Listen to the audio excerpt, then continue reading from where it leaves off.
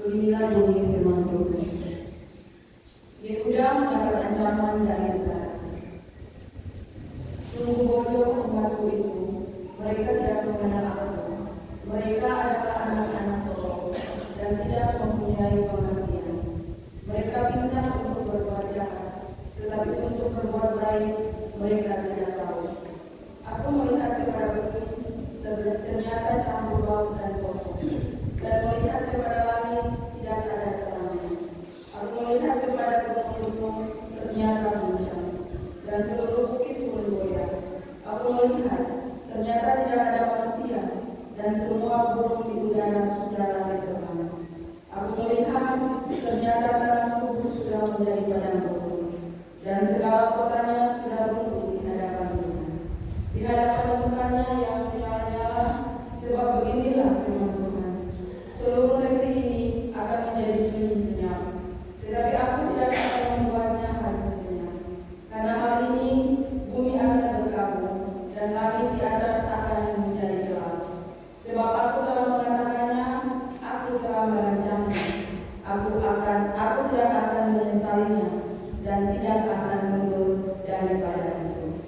Demikianlah firman Tuhan.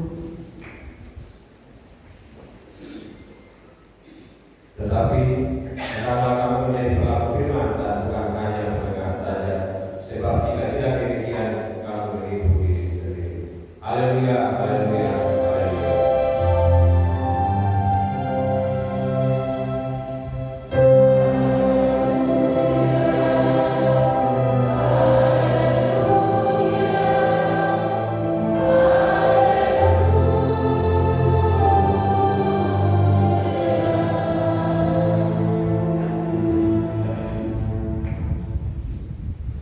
Bapak Ibu selamat pagi, saudara. Kita sudah berada di minggu pertama bulan Juli atau bulan Enam. Itu berarti bahwa perjalanan kehidupan kita sudah setengah dari tahun ini. Dan di setengah tahun ini kita perlu refleksi kehidupan kita terhadap segala yang kita lakukan, segala yang terjadi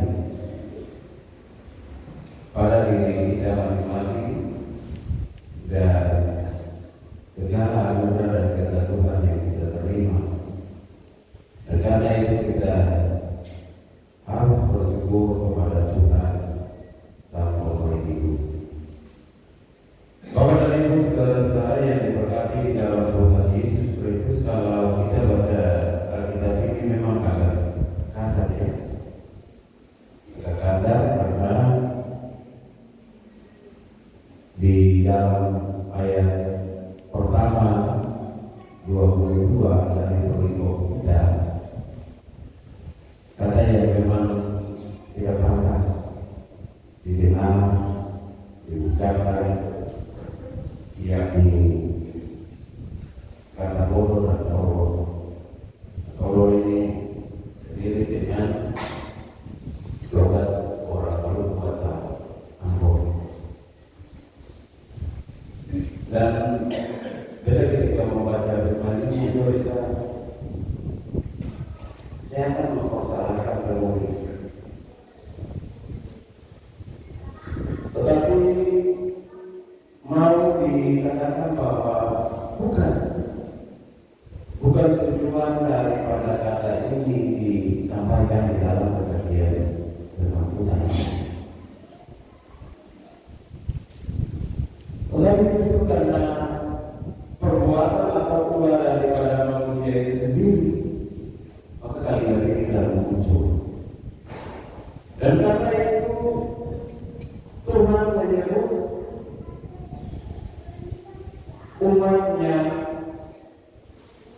dengan kata bodoh, oleh karena umat gagal memahami siapa sebenarnya Allah. Kalau umat memahami dengan benar dan mengetahui siapa Allah, tidak mungkin Allah mengatakan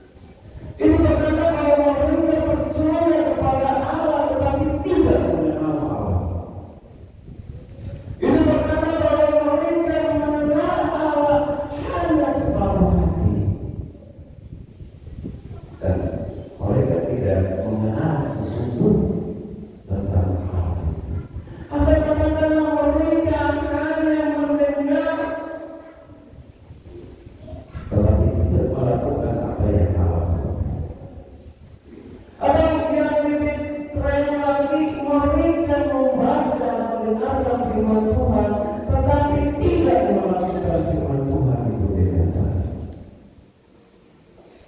Begitu boleh. Atau mereka percaya tetapi tidak sepenuhnya beriman kepada Tuhan. Mereka beragama tetapi tidak memiliki relasi dengan Allah. Dan karena itu hidup mereka menolak untuk hidup sesuai dengan kebenaran firman-Nya, hidup sesuai dengan kehendak Allah. Dan karena itu Allah menyebut mereka tolong dan bodoh. Mereka tidak mengenal Allah, tetapi mereka lebih banyak percaya kepada Allah. Hal yang kedua yang mau ditegaskan dari kalimat ini, karena Allah melihat mereka itu jago di dalam kejahatan, jago di dalam berbuat kejahatan bagi sesama dan bagi seluruh ciptaan. Tetapi mereka tidak jago di dalam berbuat baik. Dan karena itu Allah menyebut mereka umat yang bodoh dan tolol. Mereka tidak dapat membedakan, mereka tidak bisa melihat hari-hari hidup mereka dengan baik. Mereka tidak bisa melihat bahwa akibat daripada perbuatan jahat itu apa, akibat daripada perbuatan baik itu apa. Nah, itu dasar karena memang mereka umat tidak mengenal Allah dengan sesungguhnya, maka kalimat ini lalu butuh dan penulis menyampaikan, menulis kepada Bapak Ibu saudara-saudara yang diberkati di dalam Tuhan Yesus Kristus. Akibat daripada perbuatan umat Tuhan, umat Allah, dan sebagai Allah pencipta, Allah yang melindungi, Allah yang menuntun, Allah yang membimbing, Allah yang memberi kehidupan, Allah yang berjasa bagi kehidupan umatnya, merasa sedih dan murka atas perbuatan mereka sendiri.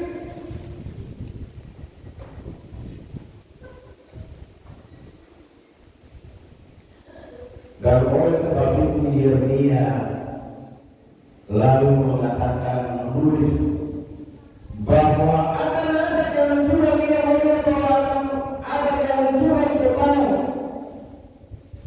di mana bumi akan menjadi kacau balau dan gosong. Ya, dalam bahasa Ibrani teologisnya tohu wabohu. Bumi akan kacau dan menjadi kosong karena perbuatan dosa, perbuatan kejahatan yang dilakukan oleh manusia itu sendiri. Kalau bisa lihat sekarang, kehidupan di dunia ini semakin kocak kacir, kacau balau, dengan berbagai tindakan manusia itu sendiri. Dan banyak hal, anak saya tahu orang tua saya tahu anak, suami saya kenal istri, dan orang macam. Bahkan lebih daripada itu ada yang melarang, tetapi justru yang melarang itulah yang melakukan. Banyak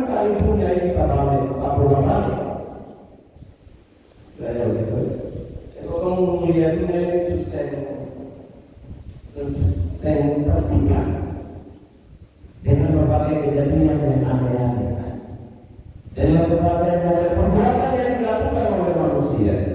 Dan karena itu kemudian dia melihat bahwa dunia kosong,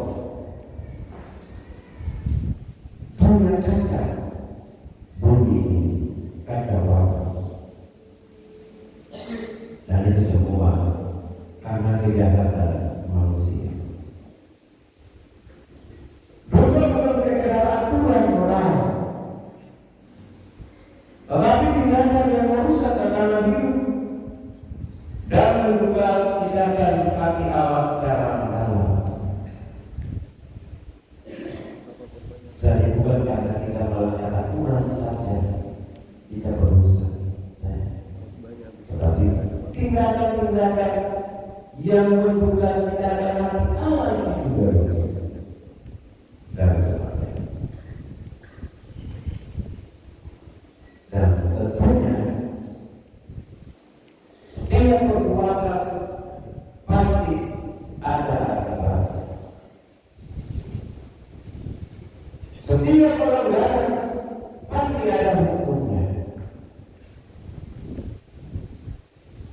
Setiap tindakan yang tidak sesuai dengan aturan maka pasti ada hukumnya. Hukumnya apa? Bapak Ibu dari pembacaan akibat daripada kejahatan itu. Kota-kota runtuh, gunung-gunung goncang, lingkungan menjadi rusak akibat murka Allah. Ini bisa dipahami secara baik oleh Bapak Ibu bahwa setiap pelanggaran tetap ada akibatnya, dan itu tidak mungkin, dan itu pasti. Karena kepastian hukum adalah kedaulatan Allah, dan karena itu potongkanlah dengan apa yang nama hukum riba, atau orang Maluku bilang hukum taruh Tuhan. Bikin tetap dapat, berbuat ada akibatnya. Tergantung dari volume atau tingkat perbuatan yang Bapak dan Ibu buat. Bikin baik tetap baik, bikin serbaik tetap serbaik, karena hukum itu adalah kedaulatan Allah. Allah tidak pernah meninggal. Allah adalah Allah yang konsisten dengan hukum dan aturan. Dia bikin aturan, dan kalau yang melanggar silakan, tetap pasti ada resiko.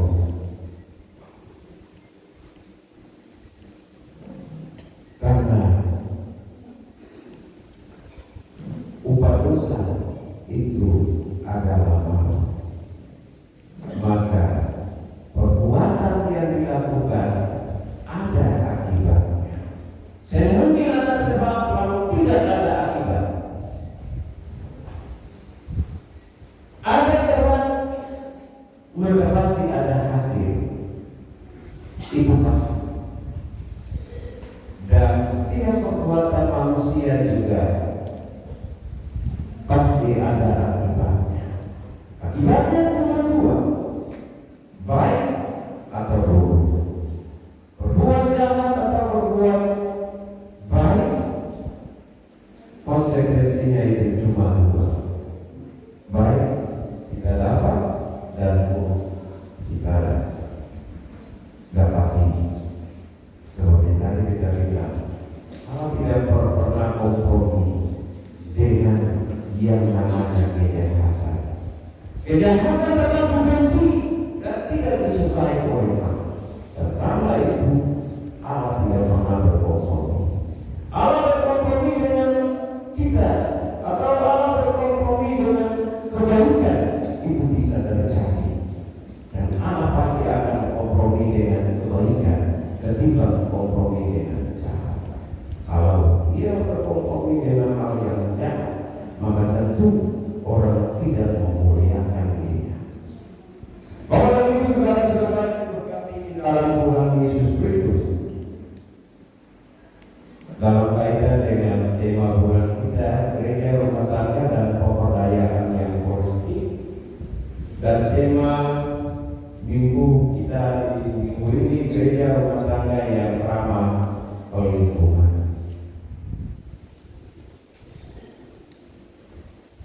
Orang kira hidup beriman dengan baik adalah orang yang peduli dengan lingkungan. Karena kita beriman,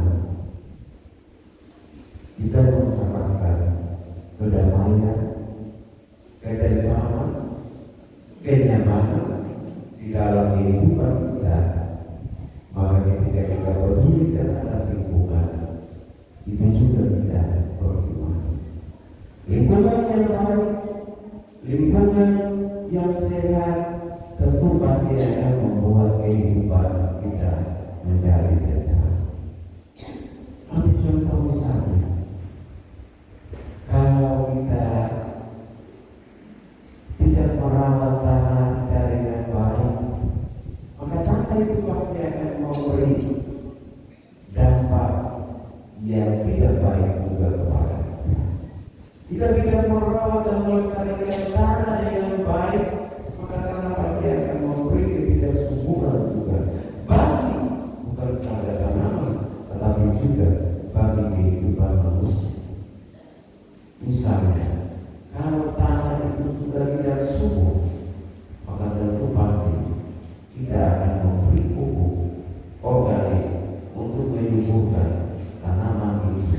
Efeknya, manusia yang menikmati tanaman yang diberi pupuk organik itu akan dipengaruhi seluruh kehidupannya.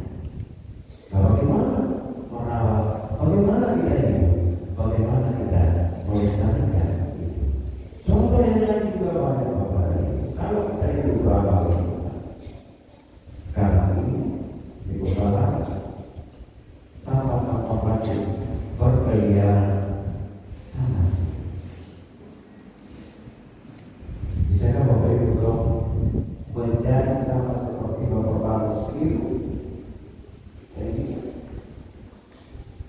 Beliau bukan saja mencari cuan, tetapi beliau hidup ramah lingkungan. Beliau Bapak Ibu, sampah organik itulah yang membuat lingkungan kita semakin rusak. Kalau Bapak Ibu lebih itu sekarang ini sampah-sampah seperti begitu sudah tidak semua. Nanti kalau masih baik supaya besok di pasar bawah lagi, jangan buang begitu.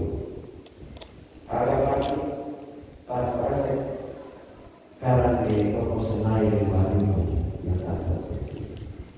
Sebaiknya cuci, lalu besok bikin. Dan lebih baik lagi ketika belanja, bawa tas. Bawa tas supaya isi di dalam. Kita akan hidup ramah lingkungan. Jangan taruh lebih banyak barang-barang plastik di rumah Bapak dan Ibu. Karena itu menyimpan banyak debu.